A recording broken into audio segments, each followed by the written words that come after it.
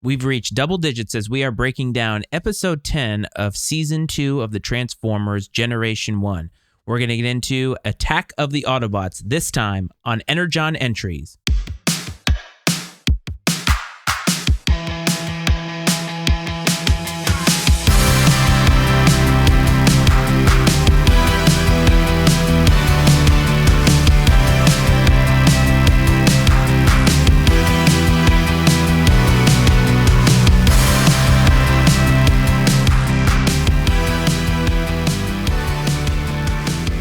Welcome back to Energon Entries, everybody. As always, I'm your host, Matt Freites. I hope that this finds you well. I hope you have been enjoying the content. I've been enjoying bringing it to you. And this week, we are continuing down the road of Season 2 as we are getting into Episode 10, named Attack of the Autobots. And with that, let's get to the episode recap.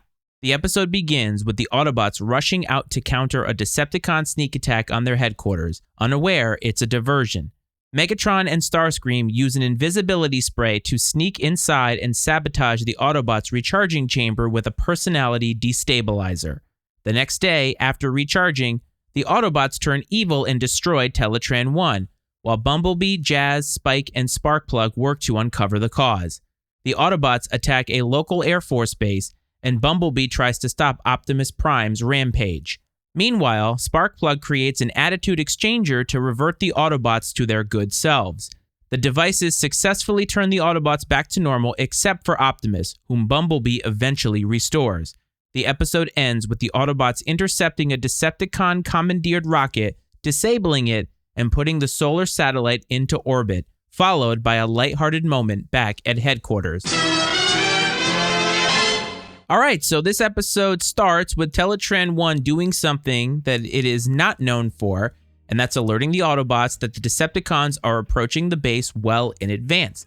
What's going on? Did the Autobots actually do something to Teletran, or did Teletran finally decide to do what they are asking it to do? Of course, though, the Decepticons are able to easily distract the Autobots. No one had no idea that the Decepticons entered the base, so Teletran 1 can tell you when they're coming, but can't tell you when they're in the base. I'm not really sure how all of this continues to work. I still think that they need to employ a new computer. And I do ask a fundamental question when it comes to perimeter defenses. Why haven't the Autobots put any sort of perimeter defenses outside of their base? They know, because the Decepticons continue to do this, that the Decepticons are going to attack them whenever and however they want. And if the Autobots are not going to do anything about it in terms of defenses, then the Decepticons are just going to continue to do it until they finally win. This seems a little short-sighted by the Autobots, just my opinion. However, Megatron, in all of this, has another great idea, and I've always said that Megatron is really full of great ideas. It comes down to the completion and execution of them, but an invisibility spray is really another great idea by Megatron, and I feel like he's a great idea man. He's always scheming, he's always trying to find a way to get the energy that they need so that they can defeat the Autobots here on Earth and therefore take over Cybertron. And I feel like the Autobots could use an idea man. I know that they have Wheeljack and Ratchet and all that, but I feel like the ideas to this point have been sort of short-sighted and haven't really given the Autobots an edge, whereas Megatron every single time is trying to give an idea that's going to give them an advantage. And Optimus Prime needs to kind of get on that boat a little bit. But that invisibility spray didn't seem to last long as I'm watching this, because Megatron and Starscream only have it on for a short period of time. It doesn't seem to last all that long. And these are the small details that I feel like the show loves to overlook, because an invisibility spray, you'd think it would last longer than 2 minutes, 3 minutes. I mean, this sequence only took a couple of minutes, and yet the spray already wore off. So 2 minutes is enough time to apparently get the job done, but not complete the job in doing that inconspicuously. And I feel like this is a continuity thing that the show gets wrong a lot. I feel like it should have lasted a little bit longer, and that would have made the plan feel a little bit more realistic. However, the Autobots very smartly suspect that Megatron may be up to something, but they don't do anything about it. And Teletran doesn't know and didn't warn them that something was coming up, that there was something wrong with the recharging chambers. Again, the recharging chambers are part of this large computer that exists in the Ark in Autobot headquarters. And Teletran 1 is a supercomputer, who can do a lot, don't get me wrong.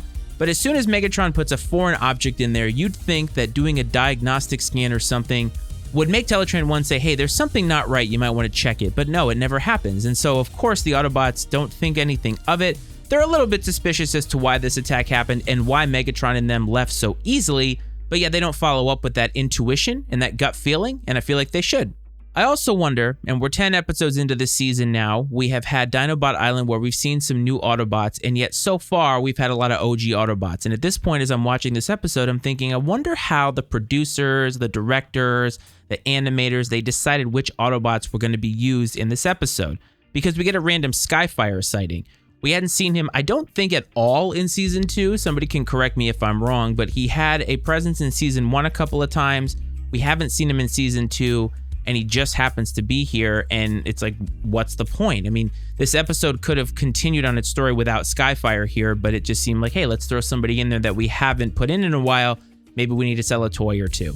So Teletran 1 tells the leftover Autobots, after all of the personalities get messed up with this personality thing that Megatron has used, and now all of a sudden Teletran 1 is like, okay, Autobots, the plan, here's what we're going to do. And it's like, wait a minute, hold up. So you have a plan now. Now that you know that everything has gone to hell, now you have a plan. And it's another episode where Teletran 1 needs to be prepared. And that tells me, though, that this show is in prime form. I feel like when we say in sports, they're in mid-season form. Whenever Teletran 1 gets destroyed and needs to be repaired, Transformers Generation 1 is in mid-season form. So Dr. Harding is a new character here. We don't see her very much, but what I do know about her so far is she escapes the Decepticons very easily. And so far in this show, that makes her easily the smartest human in the history of the show. Every other human that they present to us that is supposed to be smart somehow lets their plans be stolen, compromised, or destroyed, something, and it happens almost immediately. Here, though, Dr. Harding is able to escape with her plans and staves off the Decepticons' plan for a while, and I think that makes her smart, and I needed to point that out because so far, humans in this show not been very smart, and I'm looking directly at you, Spike. Bumblebee, though, has an emotional response to Optimus Prime being so overtly evil. And I know I talk about this a lot, but Bumblebee's reaction again shows the emotional connection that the Autobots have. And one of the things that the Transformers doesn't play enough into, in my opinion, is the emotional state of these beings. While they are robots and while they are aliens, they do have the capacity for emotion. And I think the Autobots more specifically have the capacity for very specific positive emotions. And so Bumblebee showing that I thought was really good because it shows that, hey, this is not just about winning a war. This is about our lives and about our brotherhood and being good robots, being good beings. And I think that's a really cool thing because I believe that it truly shows the emotional thing. And I think that's a good thing because I believe that these characters, even though they are trying to sell toys and even though they are robots, we should see some kind of development and emotional depth with them. And I think it does truly hurt Bumblebee that Optimus Prime would hurt any other fellow Autobots, not just himself. And Jazz, on the other hand, is one of the Autobots that's left over, and he's that person who loves to have fun and everyone thinks isn't serious, but is a really good leader when the chips are down. And I love that because I see a lot of myself in that kind of personality. I don't think that life should be that serious. I do a podcast about Transformers, obviously. But I think that when the chips are down, you should be somebody who people know is going to deliver. I think Jazz is that guy, and I know that the show sort of portrays him as the silly guy, plays loud music, but in this episode, he really stood up and really stepped up, and I think that was a really cool thing to see. So the Autobots under Megatron's control do a ton of damage, and I wonder at this point if governments of the world would not be trusting of the Autobots after this. I mean, they're already not trusting of the Decepticons, but we haven't seen anything in this series that would suggest that the humans are going to turn on the Autobots. But if there were ever a time, I think this would be it because they do a lot. And that is a consequence, though, that would truly derail the show. Although you could make an argument that that would actually be a really good place for development as the Autobots would need to work their way back in the good graces of the humans after all the damage that has happened either in a battle they've been involved in or in this case that they are specifically responsible for. Now, the remaining Autobots are very, very smart here because they get Skyfire back to normal first. And I think that's the most useful Autobot in this scenario because they have to travel and actually plant this device that Sparkplug has come up with on these Autobots. And so what's the best course of action? Well, let's get the biggest Autobot who can actually fly, the only one among us who can fly consistently. let's get him back to normal first. And I thought that was actually a really, really good way to go about it. And it's a rare opportunity, and it's a rare instance where the Autobots actually do something very, very smart. Of course, they get all the Autobots back, but they don't get Optimus Prime, and I talked about that in the recap. But during this scene, Optimus Prime's trailer becomes useful in a much different way than we've seen it before. All of the components inside the trailer are actually used, and we see that that trailer has a lot of value outside of just having Roller in it. But yet, we don't see that in other parts of the show up until this point, and so I find it interesting that when he's evil and under the control of Megatron, that's when he uses it. Optimus Prime is very powerful. I think he's more powerful than just his leadership ability, more powerful than just his brain. He has a lot of military expertise and military weapons at his disposal, and we see some of that here, and I think it's a good tease. Hopefully we'll see more of it because I think it would be very useful against the Decepticons, not just against his own kind. However, I mentioned Skyfire earlier, and his proportions come into question a little bit because once they finally get Optimus Prime back to normal, he transforms his trailers on him and he drives right into Skyfire's belly. In previous episodes, we have seen that Skyfire is able to transform within Autobot headquarters. There have been episodes in Autobot headquarters where it seems like only about 5 Autobots can fit at a time. And this is just inconsistencies in terms of 80s cartoons. Like, this is not specific to this show or this episode. I think it's pretty consistent across the board, but it's something that came up here because I noticed, wow, Optimus Prime is the biggest Autobot that's not named Skyfire, and he can drive right into Skyfire. So how big is that base? How big is Skyfire? Nobody really knows. Of course, Jazz has new speakers, which he had in the beginning of the episode, and they come in handy for something other than noise pollution here. Now, one of the things I can appreciate about Jazz, not just his personality traits, not just the fact that he's a good leader, but I love a good speaker system in my car. And I do appreciate that about Jazz because whenever I have a car, I don't really care about what the aesthetic of the car looks like. Now, Jazz is a Porsche, so good for him. But I kind of love that he likes having a good stereo system because I'm a music guy.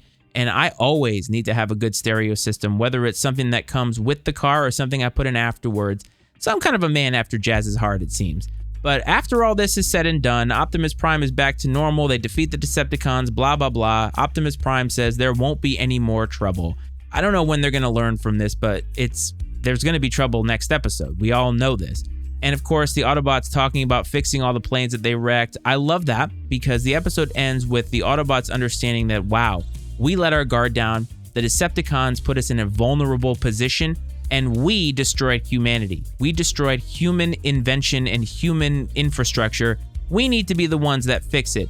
Big difference between them and the Decepticons. Obviously, the Decepticons are bad guys, but just something that I thought was really cool. And I thought this episode kind of had a lot of that. So as far as the overall episode is concerned, another great plan by Megatron. I think you see a lot more highlighting of the brotherhoods that the Autobots have with each other, from Bumblebee's visceral reaction to everything happening at the end with, hey, we need to fix this for the humans and all that.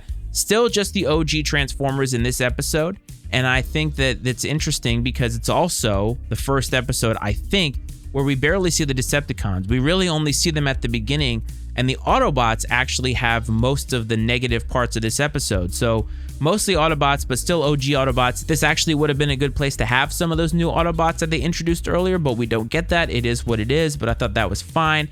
I feel like they left something on the table with how the humans could trust the Autobots after this attack. It would have been nice, and hopefully we'll see it in the next episode, to see the humans sort of questioning the Autobots a little bit and questioning their relationship in terms of like, hey, if this is going to happen again, we need to really be on our guard. So far, the Autobots have been able to get away with destroying a lot of infrastructure without many consequences. It'd be nice to see consequences in this episode. However, mostly standard fare, especially compared to the last episode, a solid episode. I like some of the character development. I like seeing the emotional responses. Overall, I enjoyed it. If you've watched this episode recently, I would love to know what you think. Email me your thoughts, mattyicemedia@gmail.com. Not only your thoughts on this episode, your thoughts on this podcast, how you found this podcast, questions, comments, whatever it is. I love to hear from people who have been touched by this podcast. I want to thank everybody who has left a review. If you are listening to this regularly and you do not subscribe, I would appreciate if you hit subscribe. If you have not rated or reviewed the show, I would love that. It just really lets me know why you like it, how you found it, things that you like. And it also, when people find this show, it says, hey, this is something that I should sink my time into because I do appreciate everybody's time around here, and I want to be giving you the best quality product possible. I hope this finds everybody well. I hope this finds everybody safe, and I will talk to you next episode. This is Energon Entries.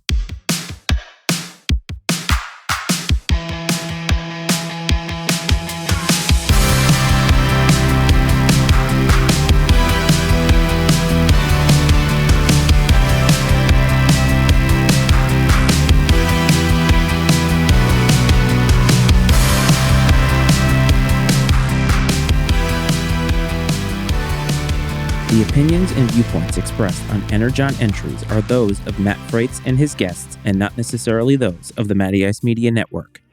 Energon Entries is exclusively owned by Matt Freites and is brought to you by the Matty Ice Media Network.